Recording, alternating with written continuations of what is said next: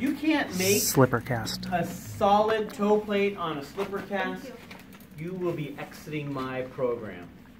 This would be ridiculous. This is made for weight bearing. This is a really big cast in podiatry, not so much in orthopedics in general. I have done a few of these. I've trained people or students, and they've come back to me years later and say that's all they roll for their podiatrist. Now, typically, you will do this for bunionectomies, meaning that someone had a bunion, we corrected it surgically, and then they'll put them in this cast. It's kind of like a wooden shoe, you know, the post-op shoes, but conformed and designed for this patient is really what it is. And something that they can't remove, or not supposed to remove. The flaw with this cast is they slip out of it. So you got to make it to where it's not real thin or real thick with padding. usually fiberglass. Yes. Does not necessarily have to be 90 degrees, although I would roll at 90 degrees.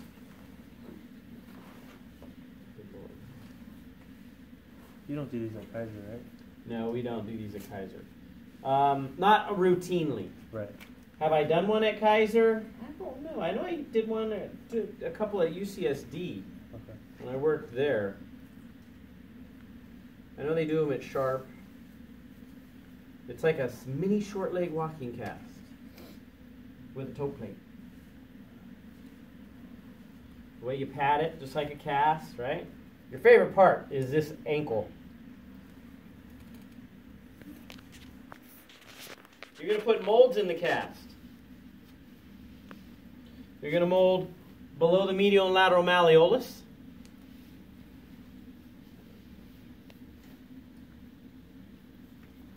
And you're going to trim out on the top of that mold.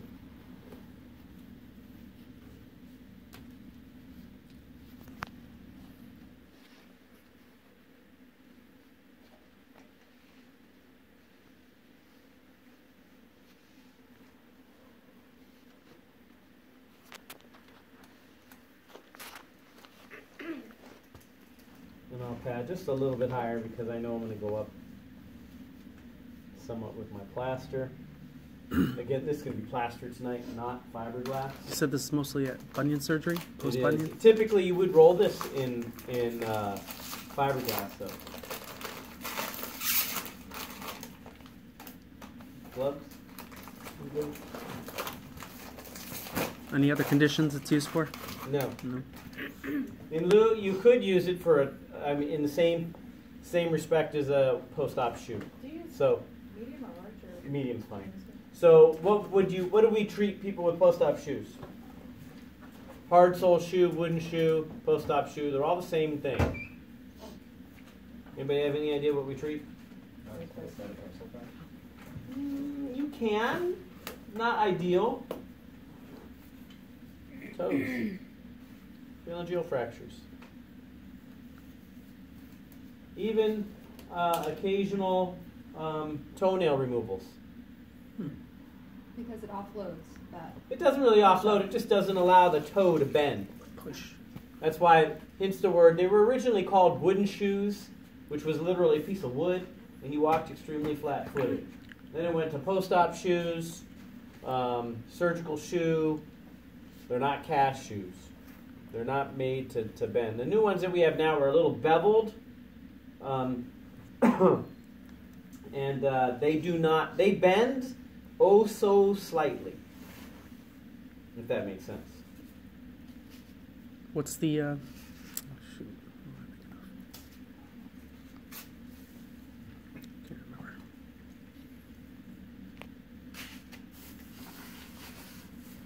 So I'm doing 2 splints because if it's plaster. I do always splint typically where your molds are going to be if you're doing plaster, right? And then always splint the toe plate.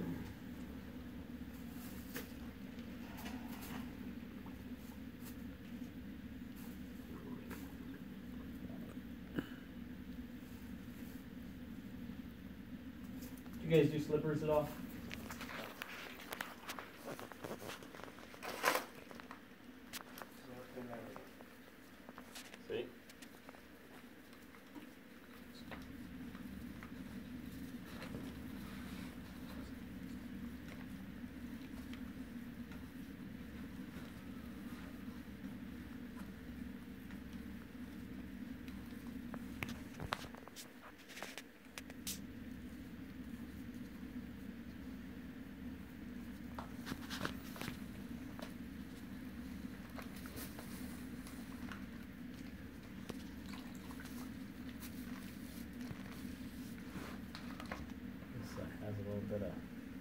plaster in it that's gotten wet before.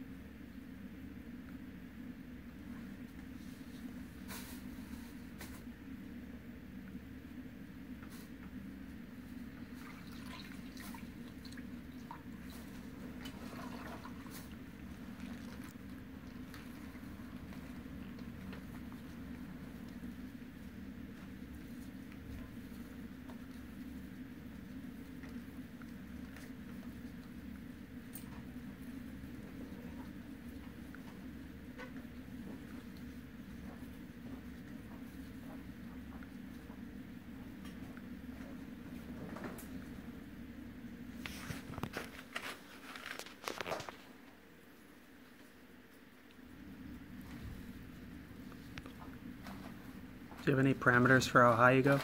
No. Just above your medial and lateral mallet line. Again, I flatten the foot out. Some of you guys are still kind of struggling on this part. No supination. You know what I mean? Make sure that metatarsal heads are flat to the ground. Because when they put weight down, they're not putting weight down like this or like this. You know, they're putting weight down flat.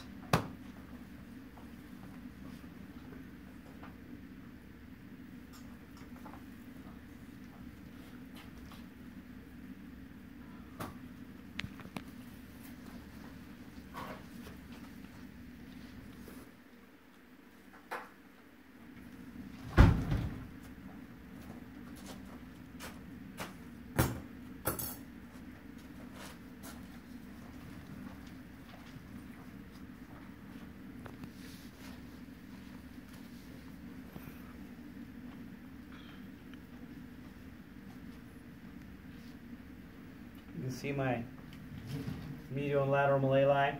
Mm-hmm. Some of you guys, when you're molding too, molding and you're reaching around and you're getting getting a mold back here from pushing in too much on the back. Remember, you're just pushing in on the sides, not shoving in.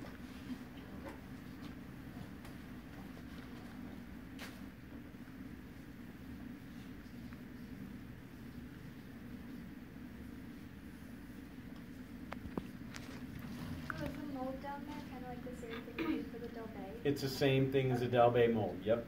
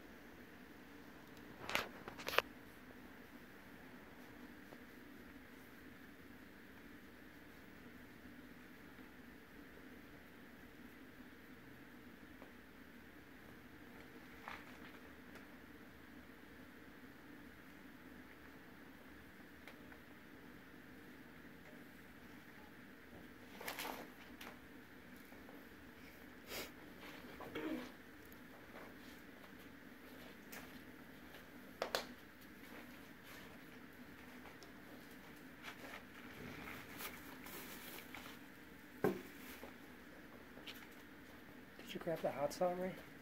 Huh? I got this over here. Oh. The one we're using was just... Oh, we need to change like blades on some of these. They Yeah, burn marks. pretty, yeah. From yesterday. She got me back. Oh, is it fair? Proud of it, aren't you?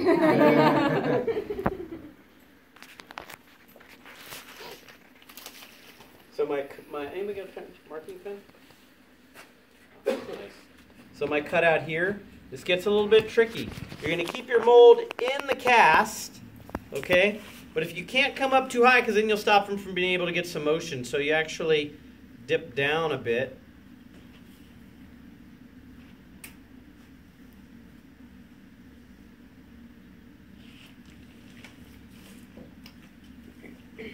And the same back here too. It's like a double. And that dipping down is what allows them to slide out.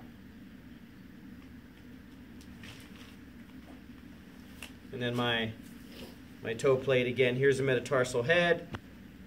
I think about right there is the widest area. This one I cut out. This one I leave in. You guys really struggle with that still? You guys get in there with a patient. You guys, I hear you turning the saw on and off. On and off. This is true. On and off. On and off. And one more time. You can never go back. Huh?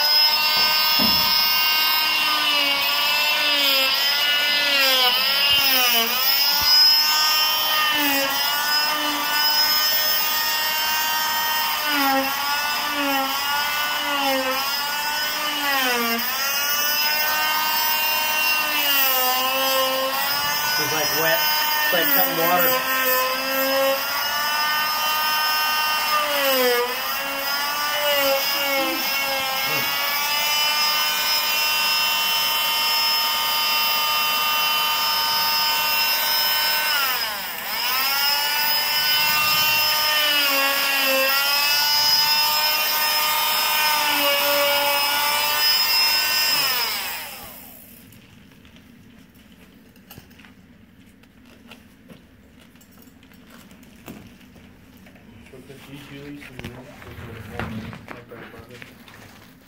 Yeah, because I want to make sure I keep the mold in the...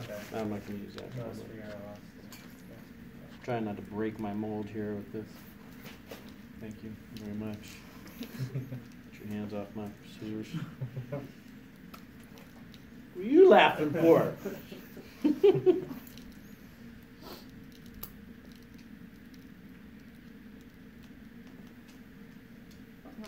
Not quite the glass slipper I was hoping for. It's okay,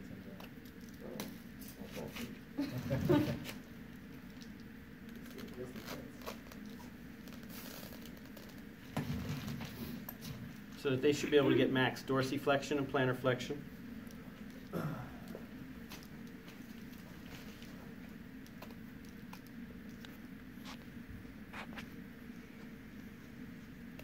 How long do they stay in that too?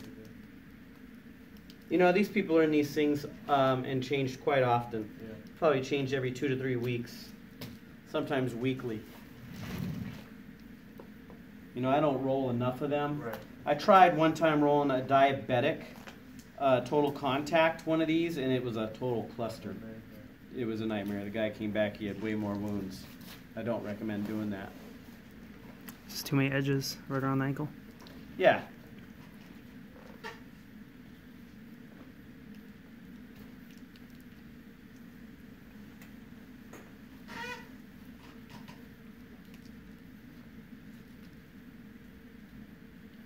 I'll take those now.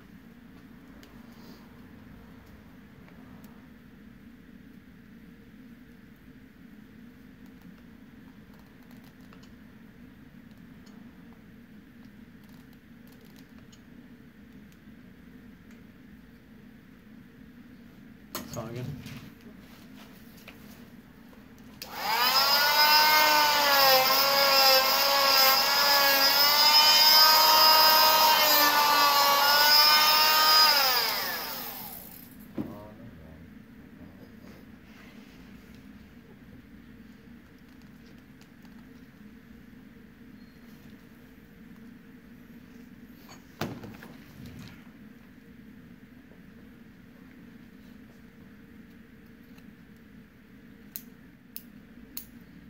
When you cut wet plaster a lot, you end up using a knife blade. A scalpel helps quite a bit, so you don't have this problem.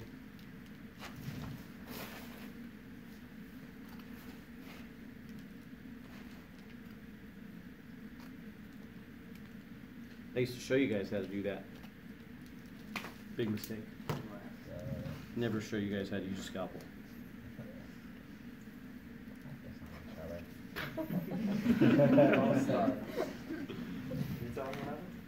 He knows what happened. Everybody else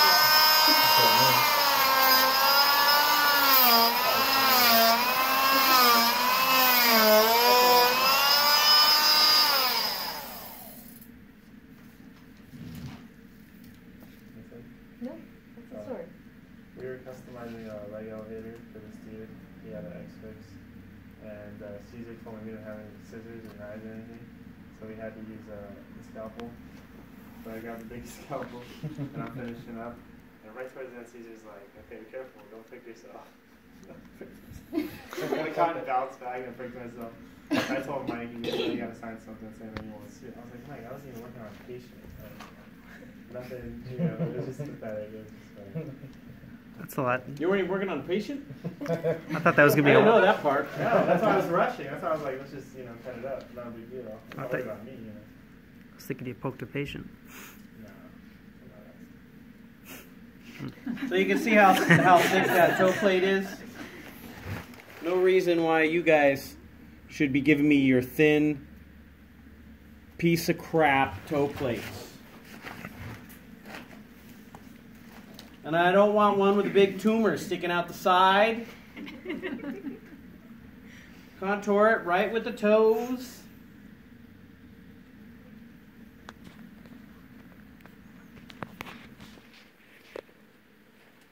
Do we have any tape now?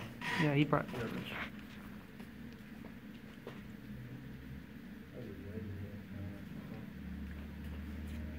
Anything you want to share with the class today, Rosario? Nope. Did you poke herself too? What'd you do? See, I could have gone that route. Oh man, that's just such a tease. Oh my god. Yeah. We keep asking you. Mike, why? Get it out, Rosario. Come on, what'd you do? I just had a brain fart, okay? We're support group. The whole class gets those. But they're constant. Yeah. Very bad, we get- Please elaborate, Rosario. What happened? Please explain yourself. I almost put a elbow round brace on a patient's leg. That's it. It was just. That's bad. Did someone tell you before you actually did it? The patient. The patient did. The patient told her, hey, it's my arm. I don't know. I thought she was like tying her shoe or something when she went down there. And then I was like, what the hell? You get zero confidence from a patient when you do that. Zero confidence. And that's part of what your guys' biggest deal is. We get patients all the time that come back just because they know you were a student. A student put it on, and I'm not sure. It's my first cast. I don't know if it's too loose, too tight. Just feels funny. What's my answer? All right, let's just redo it. Just to make them feel better. Me, on the other hand, Ms. Perez did a very good job over with me today. She nailed a couple of casts, some short leg casts, 0 brain farts on the day that I saw. Maybe Norma picked one, I don't know, but she did very good. We did lose 90 degrees once, but not bad. Redeemed herself. Now I put a money roll on, but you can see they can sometimes slide out the back. I have my medial and lateral malleoli molds. I have a toe plate that comes right to the tips of the toes. It's still setting up, still warm. Any questions? Slipper cast? Is this the only version? The only version that I know of. So what's going on here? They do a bunion surgery to realign the first metatarsal usually, Yes. and then this just keeps it so it doesn't It start to doesn't bow out. keep it from bowing out or anything. It just allows it to heal because you're not allowing the joint above or below to to bend, kind bend. of like a short leg cast, but it allows their ankle motion. Okay. You get no midfoot or hindfoot. So if you remember on Hoppenfeld, you have, we didn't get into that part, but you do have heel strike, you have midfoot and hindfoot or rear foot flexion. It's a very small amount, but that's supposed to stop in this. So it gets no pull from, was that their spring and all those other things coming Well, into the you arch? do get some pull on the metatarsal as you pull your foot up. Yeah. You will get some pull. But not enough to worry about. Any questions?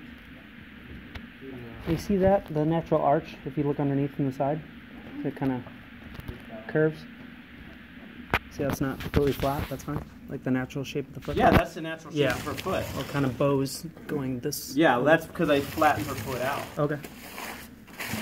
This is a 5 or 10 layer splint. I put 5 and then folded it over to make 10. Plus, you saw me do 5 times around just in plaster, and then I came back out and went a few 5 more, times. yeah. So you need a toe plate on these for sure. Needs to be a stout toe plate. I use 2 4-inch rolls of fiberglass or plaster and 1 5x30 splint. So do you have to use a 5x30? No, you can use a 4x15, 2x4 15. I mean, whatever you want to roll. Just make sure that you're splinted. So if you do it in a fiberglass, do you still do the 5 or you tend to do more? I just don't do the splint. But I mean, do you still do the 5 Exact times, same thing. Okay. Exact same thing. So the way I roll between fiberglass and plaster is the same. It's just a matter of putting the splints in. So yes, I go around and around and around and around. Chris, do you dip in the front? Actually, like, is it just completely even? Because I remember It dips down just a smidge, right? because your mold is up here. Yeah. See? Okay, there it is. Okay. Got it. Yeah. So you Yep. flex, right? So that she can flex here. So you can actually see the molds. The back's not an issue. The back, it dips down a little bit in the back too. Okay. Yep. It's like 4 little raised sections in the corners. And there you go. Clarify, my student had a very good day too. She took that over. Aside from that. But it was very busy and she had to do a lot. Good. Yeah, your student ain't better than mine. I'm just glad I didn't have too many brain farts. Anyhow, you guys are noticing that you're going to have your ups and your downs in between each patient. That's all normal at this stage in your career. You don't really even have a career yet. You're practicing. For the next 3 years, you're still practicing. The reason why you go through this class and you meet me is so that you continue to strive to make sure that first you remember the parameters and what you're trying to deal with, and to make things better. Always trying to make yourself better. Roll, if you ever think that you can roll, you're the best, you're wrong. There's people out there that are going to roll better than you or know more than you, and it can make a more comfortable cast. And that's ideally what you try to do. You just try to keep making a better and better cast every time. If you ever get stagnant, you're doing the wrong thing. Got it? Ups and downs, totally normal.